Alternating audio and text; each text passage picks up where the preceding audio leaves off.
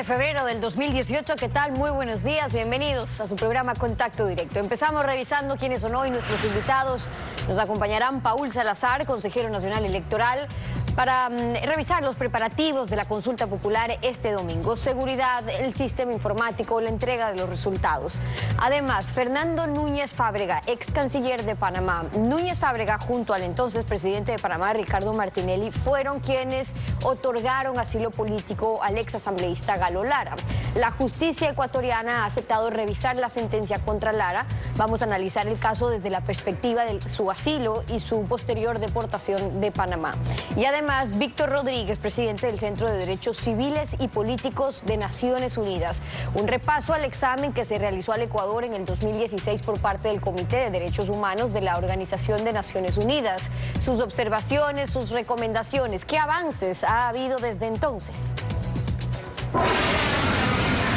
La Secretaría Nacional de Inteligencia, SENAIN, reveló que más de 4.000 guerrilleros operan en la frontera con Ecuador. Son 6 grupos irregulares, entre ellos el denominado Frente Oliver Sinisterra, que es liderado por alias Guacho, quien habría sido el responsable del atentado narcoterrorista en San Lorenzo. El excomandante de la Marina, Ángel Zarzosa, hizo recomendaciones. La firma de la paz entre el gobierno del vecino país y las Fuerzas Armadas Revolucionarias de Colombia, FARC, originó la desmovilización de aproximadamente 8.000 guerrilleros. No todos se acogieron al proceso de paz y, según información de la Secretaría de Inteligencia de Ecuador, 4.400 disidentes retomaron las armas con la creación de nuevos grupos armados vinculados al narcotráfico. Estas células operan en la frontera común. Y según la SENAIN, Inteligencia Militar y Policial ha identificado a 6 nuevos grupos armados: Clan del Golfo, Frente Oliver Sinisterra, Guerrillas Unidas del Pacífico, Resistencia Campesina, Gente de Orden y La Empresa. A esto se suma el Ejército de Liberación Nacional, ELN, que rompió el cese al fuego con el gobierno de Colombia. Estos grupos operan en el departamento de Nariño del vecino país, frontera común con las provincias ecuatorianas de Sucumbíos, Carchi y Esmeraldas. Esta última, la más contaminada. El excomandante de la Marina, Ángel Zarzosa, considera que Ecuador y Colombia deberían trabajar de manera conjunta para enfrentar a estos grupos irregulares. La coordinación tiene que ser directa con Inteligencia de Colombia, y Colombia tiene, entendiéndose que está justamente en territorio colombiano, tienen que ellos aportar. La Policía Nacional y las Fuerzas Armadas ya tienen que hacer los operativos, realizar las operaciones para neutralizar y combatir este tipo de amenazas. Y también hace otras recomendaciones. Fortalecer a Fuerzas Armadas, eso es prioritario. En segundo lugar, reestructurar la inteligencia, hacer un cambio radical en la justicia, establecer medidas de control migratorio en el sector. Según información de los organismos de seguridad del Ecuador, los nuevos grupos irregulares armados de Colombia estarían reclutando ecuatorianos y venezolanos para fortalecer sus filas. La actualidad, los protagonistas, el análisis y la información en Contacto Directo.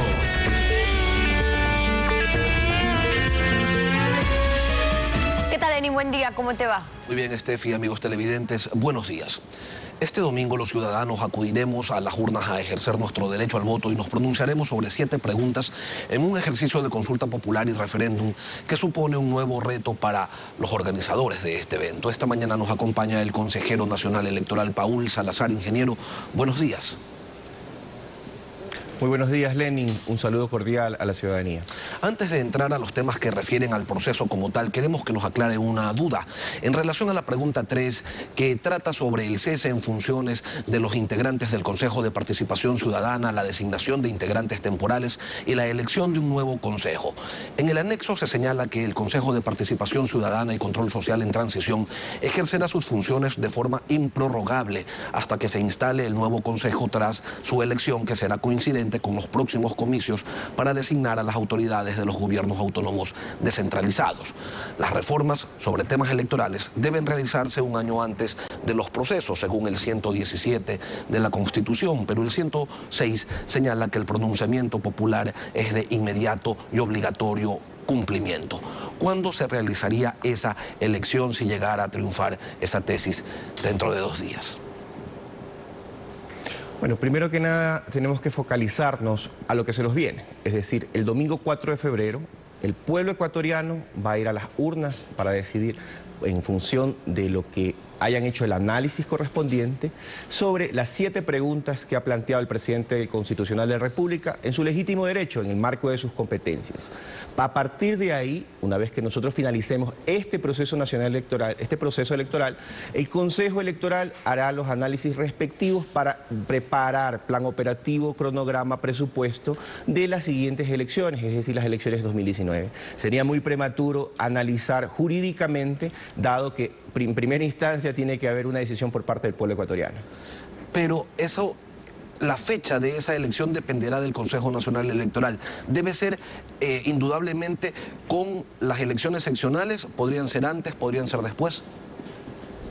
Bueno, la única fecha que está establecida constitucionalmente para las elecciones seccionales que usted me hace referencia es la fecha de la posesión de las autoridades, prefectos, alcaldes, juntas parroquiales, es decir, en mayo del 2019. Vamos ahora sí a la consulta popular de este domingo. La organización, la seguridad, el sistema informático, ¿está todo listo? Tenemos todo contemplado, hemos hecho los simulacros, hemos hecho 2 simulacros, tenemos presencia de observadores nacionales e internacionales que están permanentemente en coordinación con nuestros equipos operativos, precisamente para analizar qué es lo que hemos preparado para este proceso de referéndum y consulta popular. Y en este aspecto, el día de ayer ya tuvimos la votación de las personas privadas de libertad sin sentencia condenatoria ejecutoriada.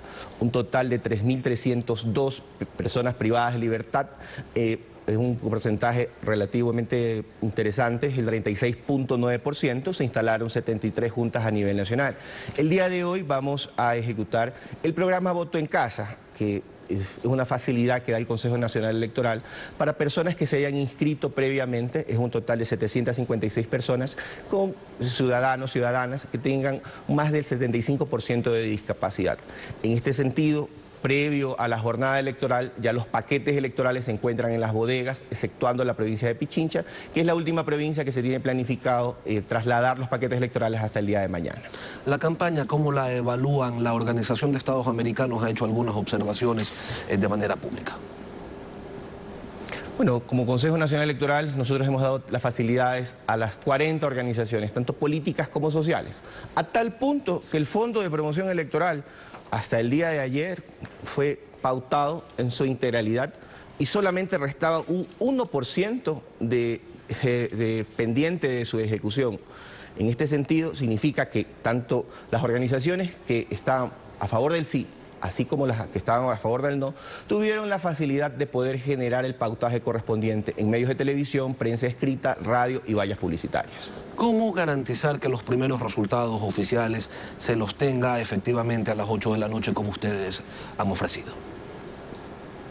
A ver, primero que nada, los resultados que vamos a dar entre 7:30 y 8 de la mañana son los resultados del conteo rápido oficial de la noche del día del 4 de febrero. Van a ser los resultados del conteo rápido oficial del Consejo Nacional Electoral.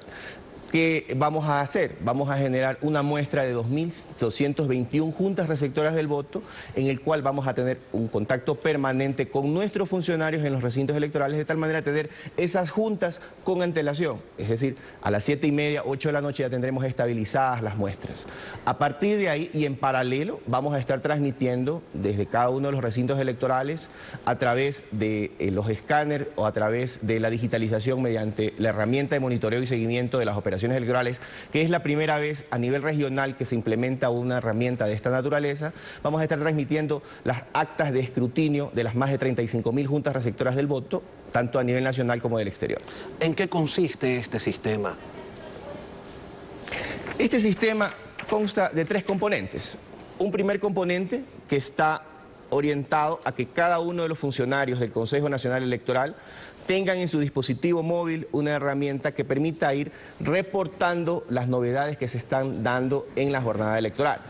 Asimismo, vamos a tener un equipo que va a estar controlando a nivel de dashboard, a nivel de paneles de control, monitoreando qué es lo que está sucediendo, en qué actividades, ya las voy a explicar rápidamente. Y finalmente un equipo de gestión que va a generar respuesta, porque no solamente sirve levantar la información en el territorio, sino también dar respuesta a la ciudadanía para que no se interrumpa, por ejemplo, la instalación de la Junta Receptora del Voto, para que no se interrumpa la ejecución de la jornada electoral.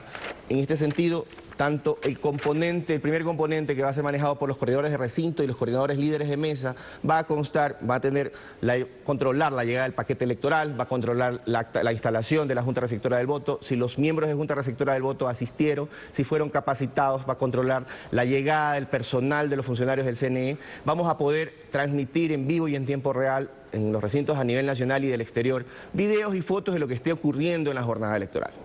Esto es un proceso innovador y dentro de esta primera fase hemos contemplado asimismo tener un centro de mando donde van a estar las autoridades, van a estar los consejeros, va a haber un centro de seguimiento y monitoreo permanente desde antes de finalizar la jornada electoral y sobre todo controlando la transmisión de las actas, precisamente con la finalidad de acortar los tiempos de escrutinio y que la ciudadanía tenga en el menor tiempo posible los resultados oficiales por parte del Consejo Electoral. Teniendo en cuenta todos estos implementos tecnológicos y toda esta transmisión de datos, ¿por qué no hay una comunicación en tiempo real a la ciudadanía de los datos que van ingresando al sistema, como ocurre en Colombia? En las últimas elecciones presidenciales en ese país, una hora después de cerradas las urnas, ya se conocían los resultados.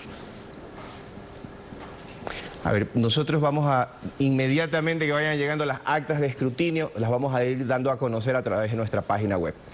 En este sentido, pero eso no es vamos a esperar hasta las 7:30, 8 de la noche. Usted sabe que la página web a veces se cae y los datos continúan ingresando, pero la ciudadanía no tiene acceso a ellos. Ya pasó. Sí, sucedió en el 2017, en el módulo de difusión de resultados, pero para este proceso electoral hemos tomado contingencia de la contingencia, es decir, vamos a tener un centro de cómputo alterno y además de ese centro de cómputo alterno vamos a tener una contingencia ubicada en la ciudad de Guayaquil, de tal manera de que no se interrumpa la continuidad de las operaciones y sobre todo que la ciudadanía tenga acceso a la información permanentemente. En relación a lo que le preguntaba al inicio de esta entrevista, ingeniero Salazar, quisiera que nos aclare algo. La fecha de las elecciones seccionales que se deberán dar en el 2019, ¿la resuelve el CNE vía resolución? La resuelve vía resolución una vez que aprueba plan operativo, cronograma y presupuesto. E insisto, la fecha que está establecida constitucionalmente es en mayo. A partir de ahí el Consejo Electoral hace un calendario regresivo, como lo hacemos en todas las elecciones, en todos los procesos electorales, normalmente lo hacemos de esa manera. Otra pregunta, de llegar a ganar el sí en la pregunta 2, ¿alcanzaría el tiempo para hacer la respectiva reforma y evitar que alcaldes y prefectos puedan optar por la reelección, tomando en cuenta que las reformas electorales solamente se pueden hacer un año antes de que se desarrollen los procesos, o esto se postergaría para más adelante, ya para el año 2021? Bueno, esas reformas no son competencia del organismo electoral, esas reformas son competencia de la Asamblea Nacional. Nosotros lo que haremos es, en función de la Constitución, de las leyes, del Código de la Democracia, poder realizar este plan operativo, cronograma y presupuesto. Paul Salazar, consejero nacional electoral, gracias por acompañarnos esta mañana en Contacto Directo. Muchas gracias a usted. Son las 7 de la mañana con 14 minutos, tiempo de ir a una pausa. Cuando regresemos, Fernando Núñez Fábrega, ex canciller de Panamá, el caso Galo Lara, el asilo político y su posterior deportación. El próximo lunes la justicia ecuatoriana va a revisar la sentencia contra el ex legislador. Analizamos el caso, no se vaya.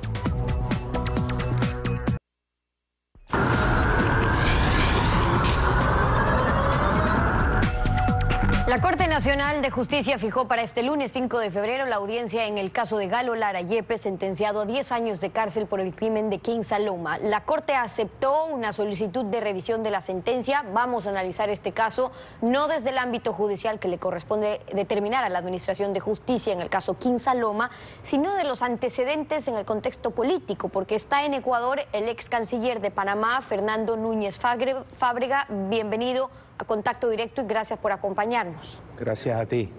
Antes de ser detenido, Galo Lara obtuvo un asilo político en Panamá por resolución firmada por el presidente Martinelli y usted, siendo canciller. ¿Por qué le dieron este asilo político? Bueno, él presentó una resolución ejecutoriada de la primera instancia donde lo habían absolvido de esos asesinatos. Adicionalmente a eso, yo vi que no había ningún vínculo con esa sentencia, así que le di asilo político. ¿No interfería en la solicitud del asilo el que el ex asambleísta en ese entonces haya sido investigado por la justicia ecuatoriana o procesado por delitos comunes? No, porque yo consideré que era un perseguido político de Rafael Correa. ¿Y por qué tomó esas consideraciones? ¿En base a qué sustentos? Bueno, el primero es que el fiscal general, el vicecanciller, el ministro de Defensa y un grupo de militares se presentaron a Panamá a pedir que le devolviéramos a Galo Lara.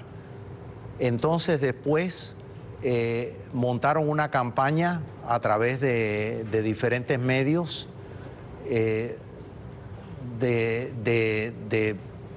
me imagino que era para presionar. También llevaron a 7 personas que eran supuestamente víctimas del crimen.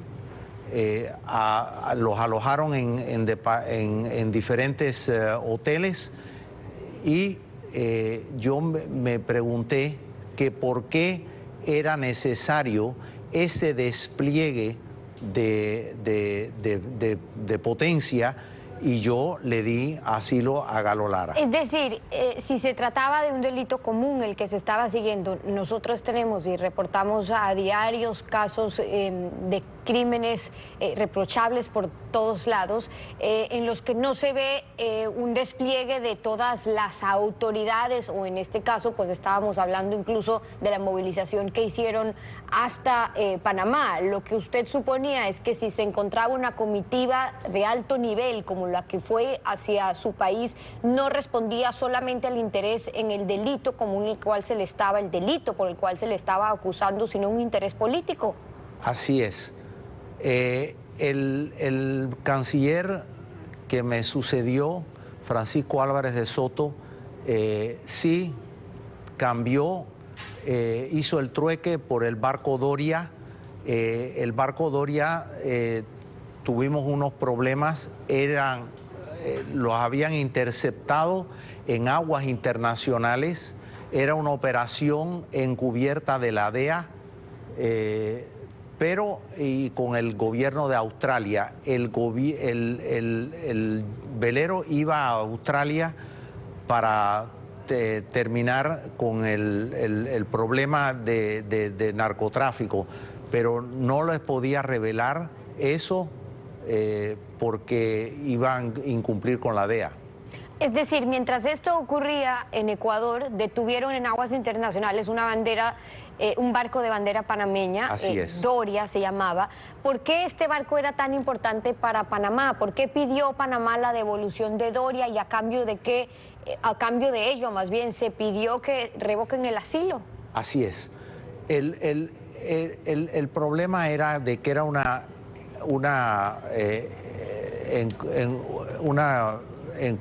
operación encubierta de la DEA y era con el gobierno de Australia, así que ellos iban no a Norteamérica sino a Australia y los descubrieron en aguas internacionales. Pero al final vengo a acompañar a Galo Lara en su momento más difícil. ¿Usted tiene algún tipo de relación con Galo Lara? ¿Lo conocía? ¿No? No. Okay. Usted se negó a revocarlo, a revocar esa solicitud de asilo político que le había dado, y salió de Cancillería después de eso. ¿Por qué? ¿Qué pasó? ¿Por qué se negó a revocarlo? Bueno, porque yo le había dado asilo diplomático y rehusé rehusé negárselo. Entonces el nuevo canciller. El nuevo canciller, Álvarez de Soto, lo revocó. Y cuando pidieron revocar el asilo, se argumentó de parte de las autoridades ecuatorianas que ya había nuevas pruebas en contra de Galo Lara, que hubo una jueza que ordenó la extradición de Lara, luego llegó una resolución que fue el 16 de mayo, concretamente del Tribunal de Babahoyo. Esa última parte se concretó de inmediato. ¿Qué ocurrió? No, yo salí el 30 de enero de la Cancillería y automáticamente nombraron a Álvarez de Soto, que fue canciller por 5 meses nada más, porque él terminó mi periodo, y yo no le podía negar el asilo diplomático a Galo Lara. Pero lo que ocurría en la justicia ecuatoriana es que después una jueza ordenó la extradición de Lara. ¿Usted se refería a la rapidez o la prontitud con la que actuaron ya para que se pueda hacer efectivo esta extradición? ¿Qué ocurrió? Bueno, te soy franco. Yo no me inmiscuí en los asuntos internos de Ecuador. Yo simplemente consideré que no le podía negar el asilo a Galo Lara y salí por eso de la Cancillería. Eso me causó la destitución. Desde Ecuador se puso en duda por qué asilo, se cuestionaba más bien por qué Panamá le había dado asilo político a Galo Lara. En los registros de Cancillería ahora, claro, si uno revisa, consta que Panamá es el país que más ha otorgado asilos políticos a expresidentes o funcionarios públicos ecuatorianos. En ese caso hablábamos de un exasambleísta. Y claro, la historia es desde hace, no sé, más de un siglo. El mismo expresidente Eloy Alfaro se asiló en Panamá y una de las ventajas que permite la condición de asilado político es que estaría en ese entonces negado de un pedido de extradición. Y pregunto, si se argumenta que la vida de una persona está en grave riesgo o que es un perseguido político, ¿es cuando Panamá aplica la posibilidad de un asilo político? Así es. Nosotros tomamos en consideración primero, el historial del preso y del retenido. Nosotros lo metimos preso 3-4 días, pero al final vimos que era un perseguido político del gobierno de Rafael Correa. Fue la decisión que tomó Fernando Núñez Fábrega, hoy acompañándonos aquí en Contacto Directo. Muchas gracias por haber estado con nosotros. Gracias a ti. 7:29. Vamos a una pausa. Al regresar estará Víctor Rodríguez, el presidente del Centro de Derechos Civiles y Políticos de Naciones Unidas. El examen sobre derechos humanos al Ecuador en el 2016. De allá a acá, ¿ha habido cambios? ¿Cuáles fueron algunas de las observaciones, recomendaciones en ese entonces? Haremos un repaso. Quédese en nuestra sintonía.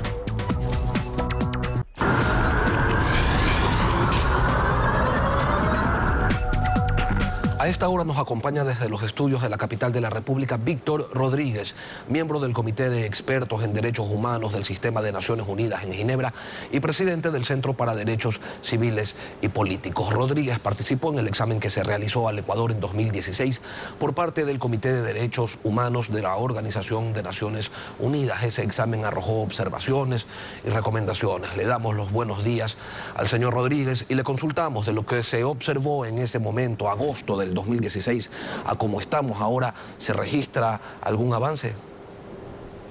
Muy buenos días en primer lugar, don Lenín. Es un gusto compartir con ustedes y el pueblo ecuatoriano sobre los resultados de una fotografía, por llamarlo de alguna manera, una radiografía de país sobre los derechos humanos en relación con un tratado internacional de Naciones Unidas que se llama Pacto de Derechos Civiles y Políticos. En el 2016 efectivamente se hizo el 6º informe periódico en relación con la situación de derechos humanos en el Ecuador. Lo que nos arrojó la radiografía en ese momento era una situación de país compleja en múltiples situaciones, pero el comité identificó 3 situaciones prioritarias y recomendaciones prioritarias, pero también no se limitó a eso. Los 3 temas prioritarios tienen que ver con qué ha pasado con el resultado, la implementación de la Comisión de la Verdad. Todos ustedes saben que la Comisión emitió un informe de la verdad y hay datos importantes. Sin embargo, la preocupación tenía que ver con la situación de las víctimas, el estado de las reparaciones integrales y especialmente el tema de la investigación y la justicia. Ahí hay 3 derechos en juego. El derecho a la verdad, que no es solo para las víctimas, sino también para todo el pueblo, saber qué pasó en el pasado. Es un derecho colectivo. Está la justicia y está la reparación. Ahí vimos pendientes. Eso fue lo que se vio en ese momento y si quiere voy viendo en qué se ha avanzado sobre este derecho. El segundo derecho, la segunda situación, tiene que ver con algo que es preocupante no solo en Ecuador, es un problema consistente e insostenible además en todos los países de la región y del mundo, situaciones en las cárceles, preocupación de hacinamiento. El tercer tema es particularmente complejo en el Ecuador. Tiene que ver con las protestas públicas o el derecho humano a la libertad de las personas, tanto a asociarse en algún tipo de organización como para manifestar sus ideas, es decir, la libertad de expresión en distintos escenarios. Pero el que se debatió mucho era sobre si estaba ocurriendo en ese momento una criminalización de la protesta pública. ¿Qué es una criminalización? Bueno, de alguna manera establecer ciertos controles que no están dentro de los estándares internacionales. La responsabilidad es del Estado, no de los gobiernos. Esto es muy importante. No importa cuál gobierno es el que está en el poder, sino la responsabilidad es continua. Ahora, lo cierto es que ha ocurrido 1 año y medio desde ese momento y sí hay otro gobierno. Y sí ha habido avances, tal vez no como se quisiera, pero puedo darles una pequeña descripción de lo que se ha avanzado en ese tema. Sobre el tema de la Comisión de la Verdad, el mismo Estado que ya presentó un informe, quiero explicar que en marzo próximo el Comité de Derechos Humanos va a hacer un examen sobre estas 3 recomendaciones y sobre el cumplimiento de las mismas. Y lo va a analizar a través de una escala de letras A la E para determinar si estas recomendaciones y subrecomendaciones se han cumplido totalmente, parcialmente o si no se han cumplido del todo. Ahora, señor Rodríguez. Es un examen que es... Después hablamos sobre el examen que se realizará en marzo. Sí. En el informe se señaló también que la ley de comunicación es incompatible con el Pacto Internacional de Derechos Civiles y Políticos. ¿Por qué? Mire, el estándar de la libertad de expresión hay que entenderlo como un bastión de la democracia. Tanto es así que no solo el Comité de Derechos Humanos, sino que la Corte Interamericana han desarrollado jurisprudencia sobre eso. Por ejemplo, se dice que no puede haber censura previa. Casi que la pregunta ¿es la libertad de expresión un derecho absoluto? Casi, pero no. La única manera de restringir la libertad de expresión es imponiendo responsabilidad ulterior o posterior, pero no nunca antes, porque entonces se establece una mordaza que va a contener a las personas a decir lo que piensan, pero especialmente limita el espacio de la opinión pública. La libertad de expresión no es solo el derecho individual de que yo diga lo que quiero decir sin límites, pero que el pueblo, la opinión pública lo oiga, lo comparta, es decir, se vuelve del dominio público. Las únicas limitaciones a eso, según los estándares internacionales, es que yo vaya a emitir juicios de apología del odio en relación con derechos humanos.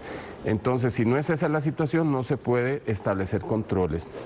Sin embargo, los controles son posteriores. Uno es sanción civil, penal, eso es responsabilidad del Estado.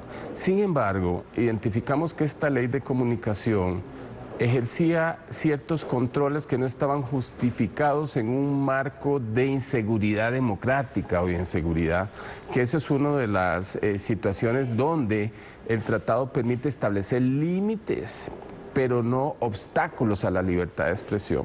Ahí se discutió sobre los alcances de esta ley, que además ha sido analizada por otros órganos internacionales, como la Comisión Interamericana de Derechos Humanos.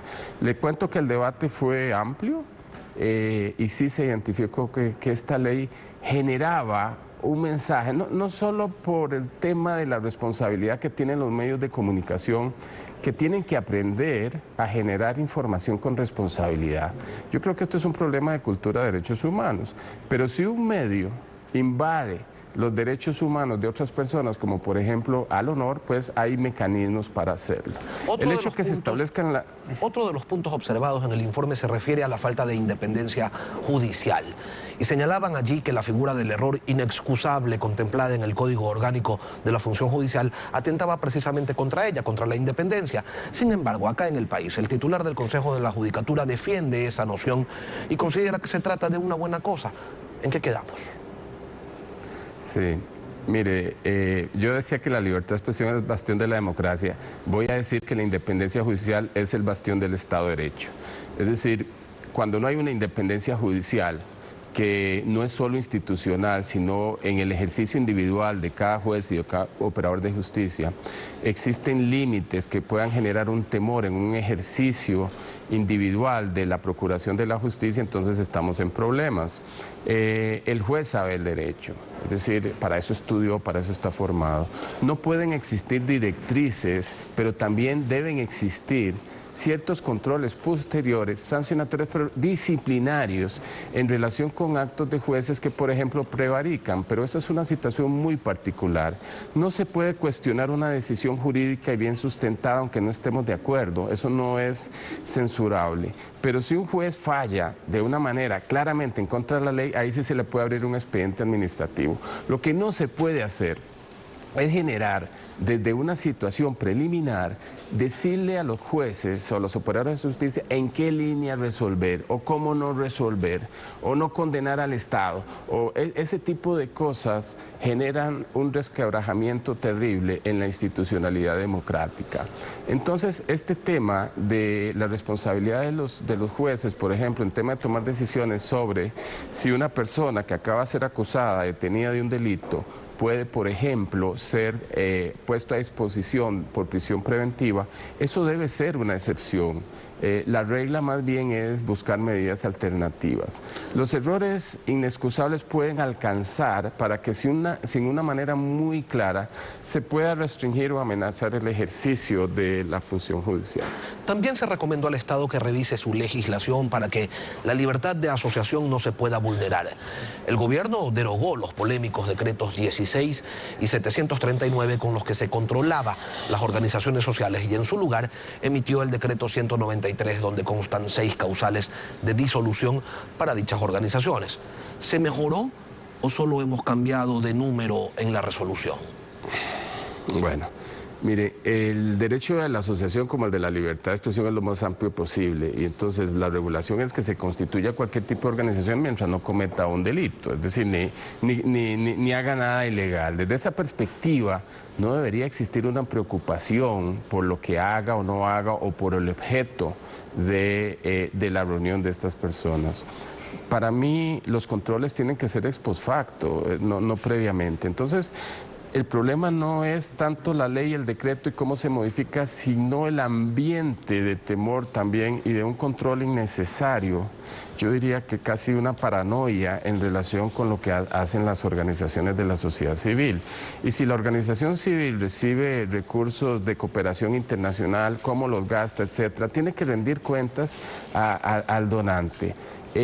Establecer y meterse, inclusive en el mandato, en el objeto de una organización de la sociedad civil no es una función del Estado, salvo que esté implícitamente violentando o cometiendo algún tipo de delito. Entonces se pueden cambiar los decretos, pero yo no sé si cambia el espíritu, no sé si me explico. No hay que tener miedo a lo que digan los demás. Yo creo que una democracia y una sociedad potente es aquella que permite inclusive escuchar, especialmente un gobierno tiene que ser tolerante a la crítica. Y entre más crítica haya, buena, mala, constructiva, etcétera, yo creo que es un Estado más democrático, es un Estado más abierto y ese es el espíritu que el Comité de Derechos Humanos quiere externar en este caso. Entonces, sí sigue habiendo de alguna manera ese espíritu, pero se ha matizado. Yo sí tengo que decir que del año y medio que se examinó ahora, creo que las organizaciones se sienten un poquito como respirando un poco más, ¿verdad? Pero mientras no se modifique el marco realmente y se generen más bien buenas prácticas, hay que atraer a la sociedad civil. Yo creo que el tema de los derechos humanos y el de buen gobierno no es una cuestión de gobierno, es una cuestión de país. Y la sociedad civil hay que atraerla. Los derechos humanos no tienen lecturas de aceras del frente, no hay una perspectiva de las organizaciones de la sociedad civil que entiendan diferente los derechos humanos y una acera del frente del Estado que tenga otra idea de los derechos humanos. Entonces, en una democracia, la participación democrática, yo aplaudo, por ejemplo, que se haga un referéndum. Tampoco es que vamos a gobernar por referéndum, pero es importante la asociación y la participación. Víctor Rodríguez, presidente del Centro para Derechos Civiles y Políticos, gracias por acompañarnos esta mañana en Contacto Directo. Muy amable, don Lenín. Gracias. Concluimos así esta emisión y a ustedes, como siempre, gracias a su confianza y sintonía. Nos volvemos a encontrar contigo la próxima semana, Lenín. Será hasta entonces un buen fin de semana para todos.